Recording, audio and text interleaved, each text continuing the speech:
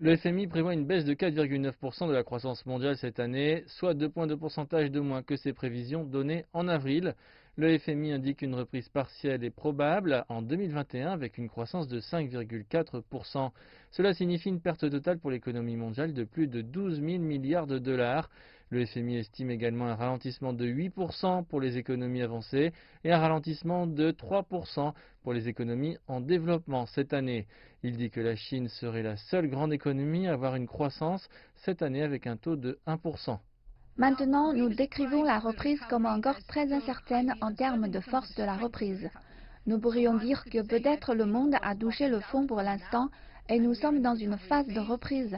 Mais la force de la reprise est très incertaine parce qu'il n'y a pas encore de solution à la crise sanitaire. Ainsi, les résultats pourraient être positifs ou négatifs. Vous pourriez avoir de meilleures nouvelles des traitements et des vaccins, et l'amélioration pourrait être encore plus rapide. Mais cela pourrait aussi être pire, si en fait le virus ne pouvait pas être contenu et que vous aviez une deuxième vague.